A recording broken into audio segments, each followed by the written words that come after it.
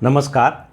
बिहार का चिराग इस बार कहाँ रोशनी लुटाएगा। एक वसीम बरेलवी का एक शेर है, जहाँ भी रहेगा रोशनी लुटाएगा, किसी चिराग का कोई मकान नहीं होता। तो उसी पर मैं पूछ रहा हूँ कि बिहार का चिराग इस बार जो है कहाँ रोशनी लुटाएगा। आप समझ गए होंगे, मैं चिराग पासवान की बात कर रहा हूँ।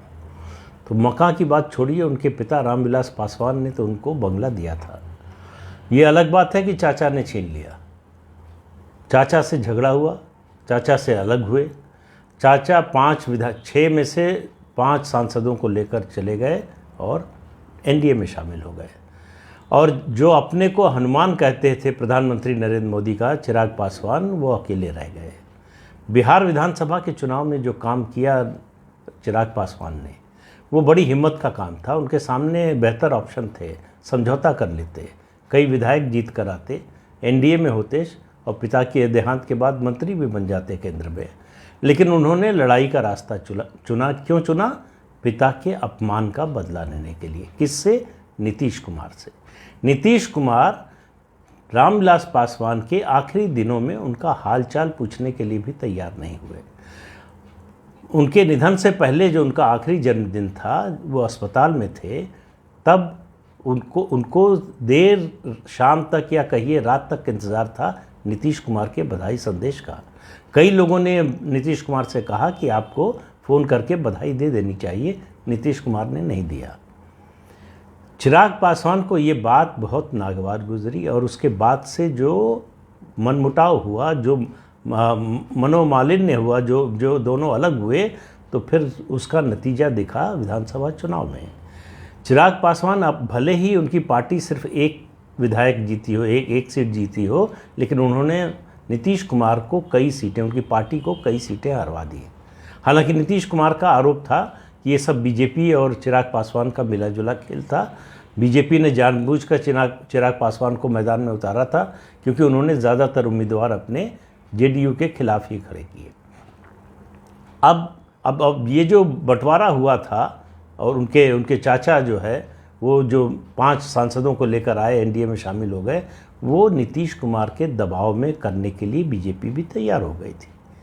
तो बीजेपी तैयार हो गई, तो उसके बाद जो है बंटवारा हो गया। ये बदला लिया बिहार विधानसभा के चुनाव में अपनी हार का, यानी मतलब जो स्थिति बना दी चिराग पासवान ने नीतीश कुमार की, उसका बदला लिया उन्होंने।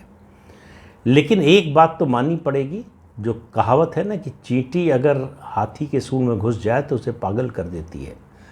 तो चिराग पासवान ने उसी चींटी का काम किया 2020 के विधानसभा चुनाव में। नीतीश कुमार को पागल कर दिया। अभी तक उस पागलपन का असर दिखाई देता है। आप चिराग पासवान का जो है नाम ले लीजिए, भड़क जाएंगे। तो चिराग पासवान ने वो काम कर दिया जो शायद बीजेपी के मन में रहा होगा बहुत से लोगों के, लेकिन वो करते कभी नहीं, कि नीतीश कुमार की पार्टी को बड़ी पार्टी नहीं बनने दिया।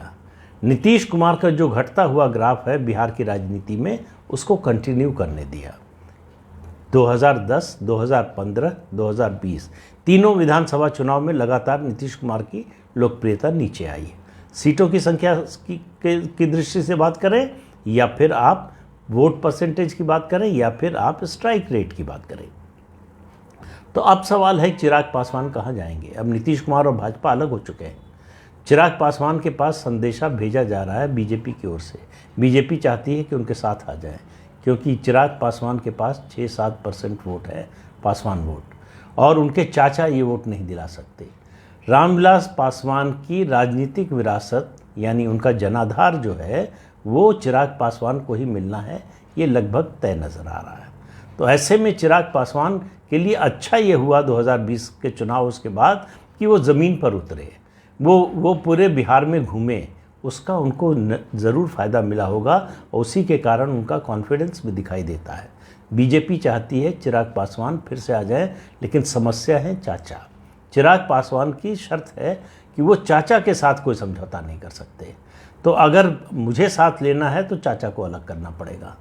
यानी चाचा को अलग होने का मतलब है कि अब उसमें एक और टूट, क्योंकि अगर चिराग पासवान को बीजेपी लेने को तैयार हो जाती है तो जो चाचा के साथ उनके सांसद हैं वो लौटकर उनके साथ आ सकते हैं।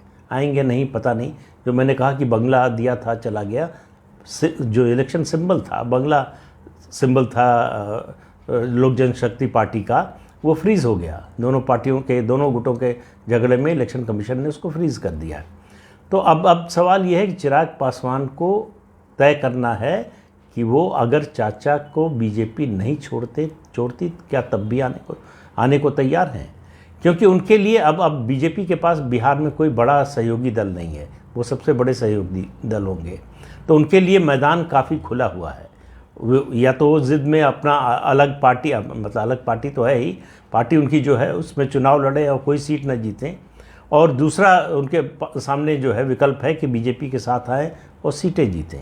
कितनी समझौते में मिलती है नहीं मिलती है वो बाद की बात है, लेकिन बीजेपी को इस समय चिराग पासवान की जितनी ज़रूरत है उतनी ज़रूरत चिराग पासवान को बीजेपी की नहीं है, यानी गरज इस समय बीजेपी की है। तो बीजेपी को समझौता प्रस्ताव रखना होगा कि वो किन शर्तों पर ये समझौता करने को तैयार है। तो देखिए चिराग पासवान किस ओर जाते हैं, क्या राजनीतिक दिशा अपनाते हैं। ज़्यादा संभावना यही है कि वो भारतीय जनता पार्टी के साथ जाएंगे, क्योंकि जिस तरह से वो प्रधानमंत्री के बारे में बातें करते हैं, जिस तरह से उनकी प्रशंसा करते हैं, अलग होने के बावजूद उन्होंने प्रधानमंत्री की आलोचना नहीं की। तो ये एक खिड़की उन्होंने खोल कर रखी है। अब इस खिड़की से उनका प्रवेश होगा एनडीए में या नहीं होगा, ये आने वाला समय बताएगा, और वो समय जो है ज़्यादा लंबा नहीं होने वाला है। तो आज के अंक में इतना ही। अगले अंक में फिर मिलेंगे किसी नए मुद्दे के साथ। तब तक के लिए इजाज़त दीजिए। नमस्कार।